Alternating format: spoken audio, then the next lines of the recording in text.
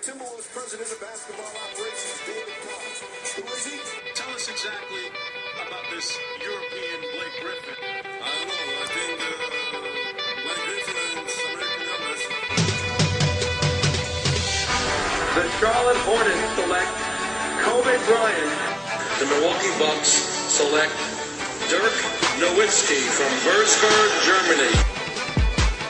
I'm Ricky Rubio. I'm not like anybody else, but It ain't the end of the world. We're going to see each other again. I mean, I'll send him some flowers or some fruit. And now we have on the line Jamar Samuels, former Kansas State Wildcat, here on the NBA Draft Forecast, getting ready for the 2012 NBA Draft. Jamar spent 4 years at Kansas State, was a standout player there all 4 years, and is now looking to take that next step into his goal of being a professional basketball player. How's everything going for you today, Jamar? Everything's going fine. About to step in the gym in a couple minutes as soon as this interview's over, but everything's going well. Still working hard. Still same work ethic as Kansas State. Yeah, and from what I understand, you just got done with your first workout that you had in Orlando. Was that a few days ago? How did that workout go for you? The workout was extremely different than what I expected. You know, the guys, the office, front office treated me very well. They taught me a lot of stuff that I need to work on, and the abilities that I'm doing great in, and I really do appreciate them. I was with a great competition. I guarded Jermichael Green the whole time there, so you know what I'm saying. He got me a lot better, and I really do appreciate them for bringing me in. Yeah, that's a good workout partner for you there, Jermichael Green, who's a versatile forward just like yourself, and will really challenge you to show those defensive and athletic skills.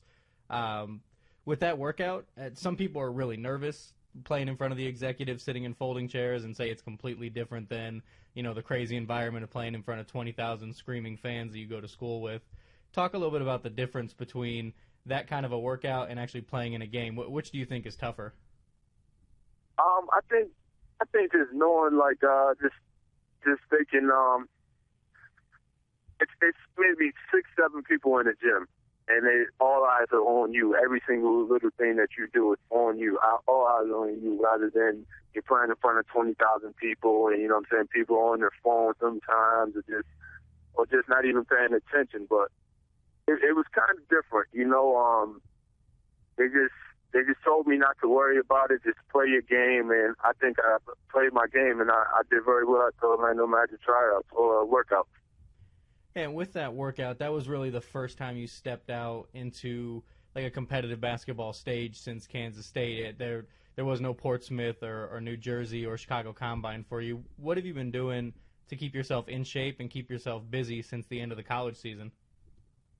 I actually was down at IMG for 2 weeks, and it was great competition down there. So, playing pickup with those guys got me a lot better, and just the facilities and all the coaches that were there got me better. Just doing a lot of dribbling drills and lots of shooting there and getting my core right and just trying to get my win back, my second win. And it's on its way, definitely on its way. So how are they working you out? Not just IMG, because that was you getting prepped, but also with Orlando. Are you working out more as a power forward, working out more as a small forward, or is that really not a focus right now? I'm pretty much at the moment. I'm pretty much a hybrid forward. I can play the 3 and the 4, but I'm really working on the small forward position. That's the position that I feel that I'm better at playing. Because I feel like I can guard pretty much any position on the court, but just working at the small forward. Yeah, and at Kansas State, you did a little bit of all of that, right? You probably guarded every position on the court except for maybe point guard at times because you played with some pretty quality point guards while you were there. But at Kansas State, you were small forward, you were power forward, a little bit of center. What do you think you picked up in the 4 years playing at Kansas State, being that hybrid forward? Just learning how to play the game and really crafting your versatility? Just not taking a play off, At Kansas State, my team really needed me, and just not just taking a play off and just trying to get myself and my teammates better at the same time. Yeah, I would say that's about it. And playing at Kansas State, it seemed like you kind of put your offense on the back burner a little bit, and like you said, you played for your team. You were always the rebounder. You were always the defender. You were that versatile athlete that went out there and just did all the little things that the team needed for victories. With your game, do you think you have a lot more to show and a lot more to offer on offense than you maybe showed or were able to show at Kansas State? Yeah, actually, I'm shooting the NBA three a lot better. Something I wasn't really good at the beginning of the summer, but right now I'm shooting lights out. But I do have a lot to show a lot of NBA teams. I can create off the dribble. I can get by my guy, and I can turn around and play defense, and that's something that the NBA is kind of missing at the moment, defensive stoppers. And I would love to just come on any team and just play defense. I really don't care about offense. As long as my team wins and the coaches are happy, I'm perfectly fine with that. And that's the mentality you have to have going into these workouts, is kind of showcase your strengths versus try and be someone you're not. I mean, you weren't a point guard at Kansas State, so you don't want to go into these workouts, trying to show them that you're a point guard. With these workouts, what have you been trying to focus on showing these teams you can do? More of what they know, or just trying to maybe show some highlights of those things that you know you can do but you weren't able to show at Kansas State? My ball handling, I didn't handle the ball at all at Kansas State, and just a lot of my ball handling and shooting. I was a very inconsistent shooter at Kansas State. I mean, I have a game when I'm maybe hit 2 or 3 threes in a game, and next 3 games I won't shoot a 3, But at the moment, I'm shooting the ball very consistently, and ball handling is getting a lot better. Yeah, and to be an NBA 3, the 2 things that you mentioned there, you got to show that ball handling skill, or else you're not going to play on the perimeter. You got to show that you can knock down the outside shot every now and then, or you're not going to play on the perimeter. With your game, I mean, is there someone in the NBA that you think is kind of similar to you, so that way, maybe fans out there can kind of get a better feel for what Jamar Samuels is going to bring to their team when he's at the NBA level? Is there a certain player that you model your game after? I like to model my game after Jeff Green, but a little bit more defense. I love the way Jeff Green plays. I grew up watching him play. He's from my area, so I actually used to go to some of his high school games and watch him play. And for him to develop as a college 4 to NBA 3 is pretty much what I want to compare myself to. Yeah, and that's the transition you're looking to make yourself there, as a college 4 turning into an NBA 3. With your game going forward, what you're doing leading up for the next 7 to 10 days before the NBA draft, what is the schedule looking like for Jamar Samuels? Do we got more workouts on the horizon? Do we got more things working out for you to where you'll be playing for some NBA teams? Yeah, hopefully. I got to work out with the Bobcats on Sunday, and looking forward to working out with the Wizards hopefully this coming week. So we still a lot on the table. I know my agent, Lamar Smith, is working hard, and I'm just trying to work hard for him on the sport.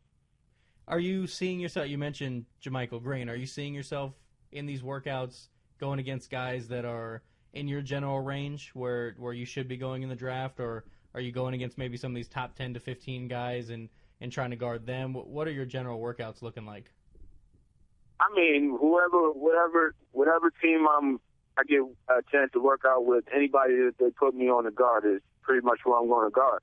I'm really not worried about the numbers or anything about what they're projected to drafting, because I feel like my defense is very, very good, and I really do take offense if someone scores on me. So you feel pretty comfortable whether you're going up against a top 10 small forward, power forward kind of guy, and the same thing with Jamichael Green, a guy in that second round area as well? Yeah. I mean, I played against the best of them, playing in the Big 12.